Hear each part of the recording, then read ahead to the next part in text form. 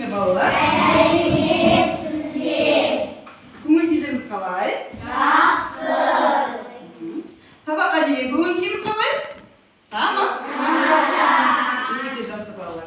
Біз бұл әдісті бірақ бұрыннан да қолданып келеміз де бала сабақ барысында.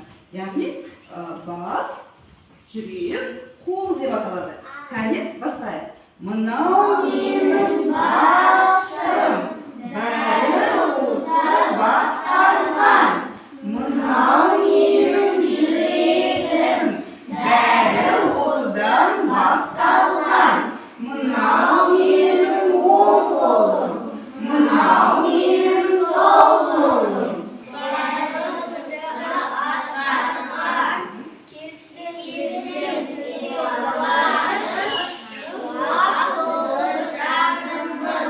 Ал жақсы балалар, бір-бірімізге шуағымызды шашайық. Оң жағымызға, сол жағымызға. Ал енді балалар, кәне бәрін маған қараңдар. Мына жерде біз не көріп тұрмыз? Жіп, түрлі-түрлі балды көріп тұрмыз. Балалар, түстері қандай тамаша ма? Тамаша. Ал енді болса, кәне бәрін маған жақындай көріңдерші. Жақындайыңыздар, мені қоршап тұрыңдар кәне. Қоршап. Менің қолымда тұрған түрлі түсті ғажайып балалар бар. Енді осы балаларда керемет сиқыры бар. Ал енді оны білу үшін біз осы балаларды бір-бір ұшын ұстайықшы кәне. Ал тез ұстайғанды.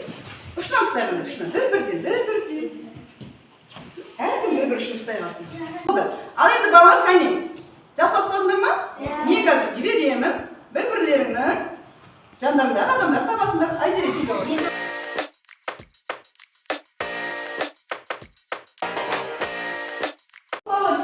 Болды, е? Сендер бірінші топтысыңдар. Ал мына екінші топ боласыңдар сендер. Сендер үшінші топ боласыңдар. Сендер төртінші топ боласыңдар. Түсінікті ме балалар? Ал жақсы. Енді балаларымызды ортаға қояйық. Топтың ортасына. Ал балалар, орнымызға жайғастық па? Сабағымызды бастайық. Ал олай болса балалар, өткен сабақта қандай тақырып өтіп едік балалар? Периметр. Ненің периметрлерін жауап жатырмыз балалар? Қол көтеріп жауап берейік. Үш бұрыш. Төрт бұрыш. Қазір? Төрт бұрыш. Шаршы. Яғни бұның бәрі көп бұрыштар деп аталады деген, балалар. Біз сендермен көп бұрыштардың қабырғаларын өлшеп, оларды қосып, біз не табамыз балалар? Яғни көп бұрыштардың қабырғаларының қосындысы, яғни қабырғаларының ұзындығының қосындысы бізге не береді? Периметр береді екен. Яғни біз периметрді көп бұрыштардың қабырғаларын қосу арқылы табады екенбіз. Олай болса, сендерге өткен сабақта үй тапсырмасына не беріп еді балалар? Орындадық па үй тапсырмасын? Ал жақсы. Үй тапсырмасына қандай тапсырма беріп еді? Не периметр? Үйдегі бір заттың периметрін өлшеп тауып кел деген, не балалар? Ал, кәне, үйдегі бір затты өлшеп периметрін тауып келіңдер деген болады. Ал, кәне, кім орындады? Айталым ба? Дәптерді өлшедің ба? Қаншаға тең болды периметр дәптерді? 30-ға тең болды ма? Өте жақсы. 30 не болды? Сантиметр ма? 30 сантиметрге тең болды, е? Жақсы. Тағы кім не өлшеді? Мирас. Мен есікті өлшедім. Есіктің периметрі қаншаға тең еді? Ұзындығы қанша болды? Ені қанша болды? Ені 1 сантиметр. 1 сантиметр ма? Метр ма? Метр. Ені 1 метр. Ұзындығы? Ұзындығы 2 метр. Периметрі қанша тең болды? 6 метр. 6 метрға тең болды. Жақсы. Тағы кім өлшеді? Әдемі. Мен кітапты өлшедім. Кітаптың ені қанша болды? 17. 17 сантиметр болды ма? Ұзындығы? 23. 23 болды. Периметрін қалай таптың? Периметр қосып, не істедің? көбейтті. Біздің бүгінгі тақырыбымыз осы алдыңғы тақырыптың жалғасы, яғни көп бұрыштардың периметрін табу және сол периметрді табуға берілген формулаларды қолдану. Яғни біз бүгінгі сабақта тік бұрыштың, үш бұрыштың, шаршының периметрлерін табады екенбіз, және соны табу үшін формулаларды қолданады екенбіз балалар.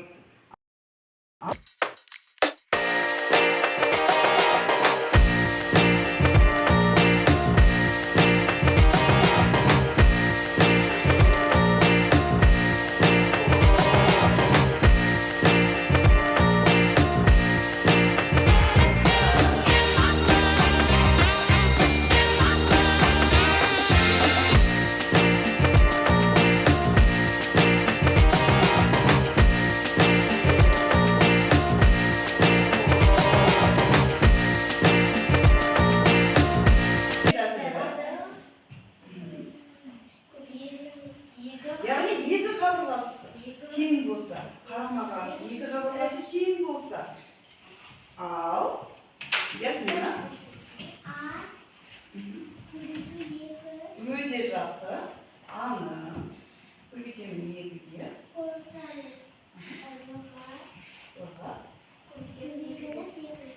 өте жасы. Енді біз балалар қараңдар, мына төрт бұрыштың периметрін табудың үш тәсілі көрсеткен екенбіз, иә балалар? Ал енді біз дәптерге орындайық. Номер бірін келсек, әне жасайық.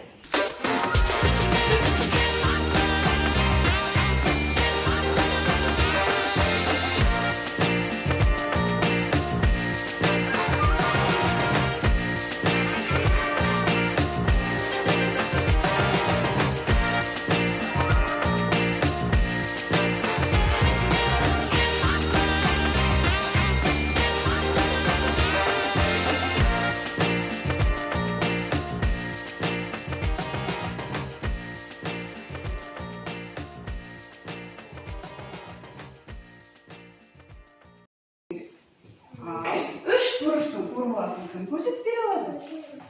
Зереш қалай? Үш бұрышта сол формула айтыңыз. Үш бұрышта ғой? Что слишком? Формулу ұстап созыңыз. Отыра қой. Келесі. Шаршының формуласын кім көрсетеді? Айтыңыз, қабыл. Біз білеміз, шаршының барлық қабырғалары қандай балалар?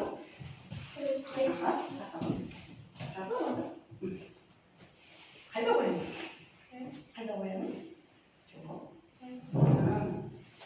Ал келесі бес бұрышты бегадышта ғой. Кәне қазір жауаптардың дұрыс бұрыстығын тексереміз.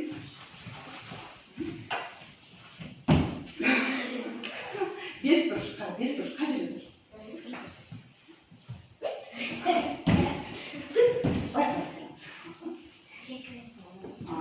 Жарайсың.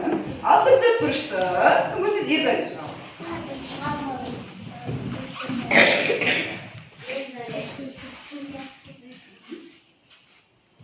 Ал жақсы, енді жауаптарды жіберу деген мақсат.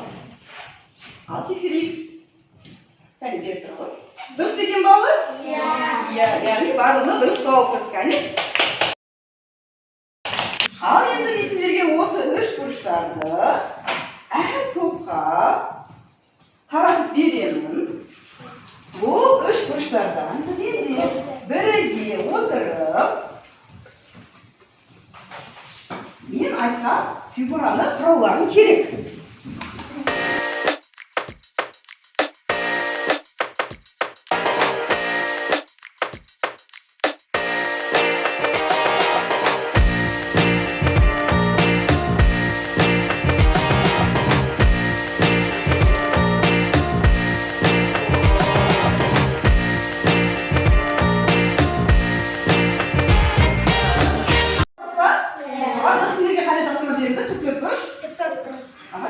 Құрадыңдар сендерге?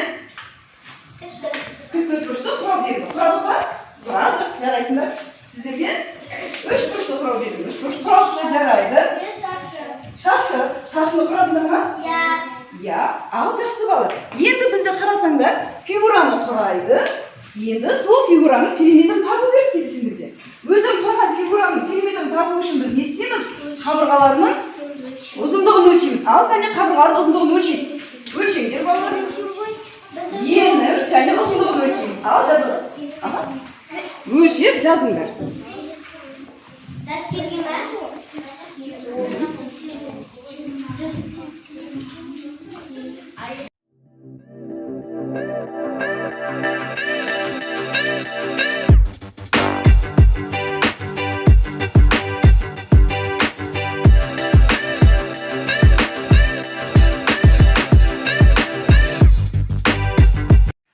Ал болған болса балалар, енді мен сендерге мынандай не топтыға қараңдар. Не айтам, не көрдім, не істедіңдер. Жаңа сендер не істедіңдер? Сол бойынша жауап бересіңдер кәне. Ал сіздердің топтан кім сөйлейді? Ал Азира айта ғой. Ал тыңдаймыз балалар бір-біріңізді. Біздің шаршымыз 106 сантиметрге тең болды. Біздің шаршымыздың несі? Периметрі 106 сантиметрге тең болды. Ал балалар қарап жерден дұрыс па? Ал дұрыс болса осы топқа қошеметімізді білдіріп қояйық. Ал жақсы. Келесі топты тыңдай қояйық. Ал мен не айтамын дейді. Ал не айтасың? Сіздерге қандай тапсырма береді? Айта ғой. Астап тұрғаны. Бізге Тік бұрыштан периметрі табу берілді. Периметр қаншаға тең болды? 80 сантиметрге тең болды. Ал балалар дұрыс орындады ма? Ал олай болса, мына топқа қошемет көрсетіп қояйық. Жақсы. Ал жүкті жұмысты орындау үшін тағы да бізге көмекке сиқырлы балаларымыз келеді екен. Тез ұшыныстай орындар. Тез. Так. Неге үшеу болып қалдыңдар? Міне. Айсұлтан мен Нұрислам бір топ, бір жұп, Айзере мен Мирас бір жұп болады.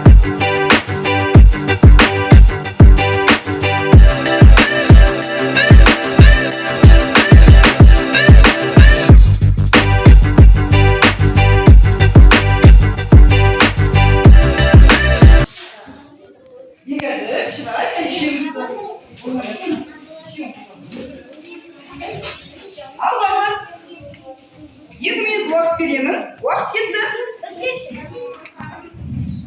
Бастап. Орындар, маркер бар.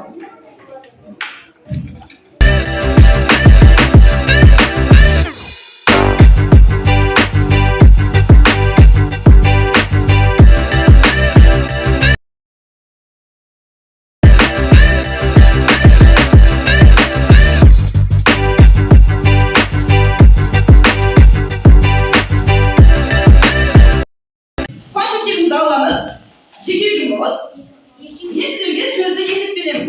Ал ол сөзді есепке мынандай шекімді балаға түріндесіздерге беріледі. Сіздер бұл сөзді есепті шешу үшін бірінші несі болу керек балалар? Шарты? Сосын? Жоқ. Сұрағы. Өте дұрыс. Шешуі. Сосын?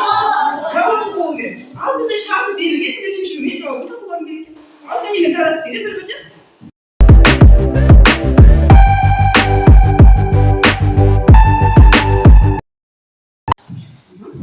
Бірден түркеде санайық. 3, 4, 1, 2, 3, 4.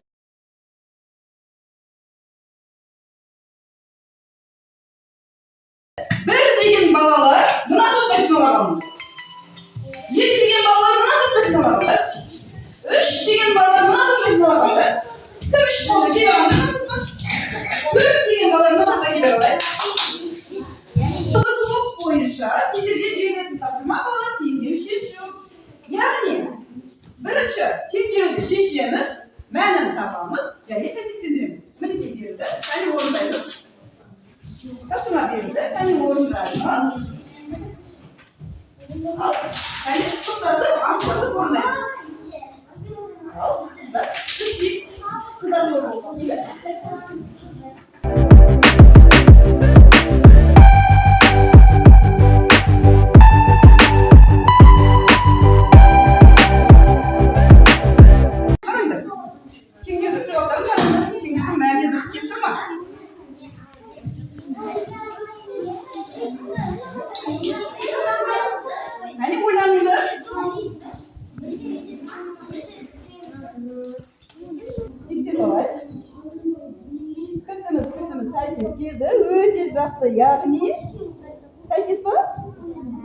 барлығы бойынша дұрыс екен. Жақсы.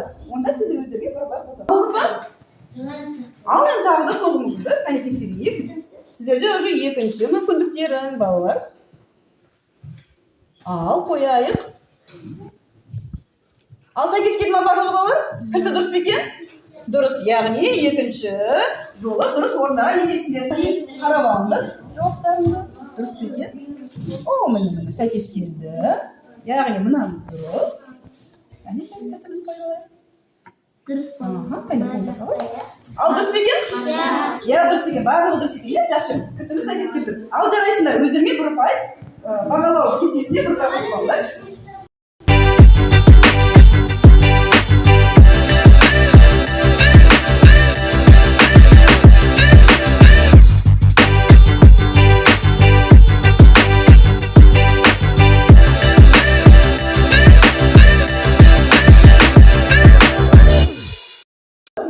Кері байланыңыз.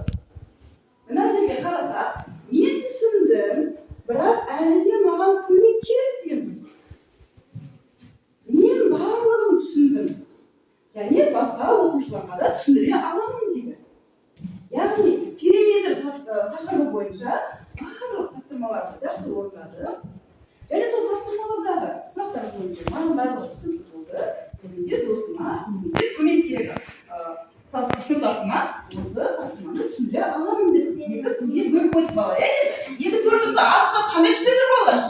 Жасыл және сары түсте тұр балалар. Жасыл түстегі асықтарымыз қайда кетеді? Маған барлығы түсінікті деген бөлімге кетеді. Ал сары түсті асықтарымыз мен түсіндім, бірақ маған әлі көмек керек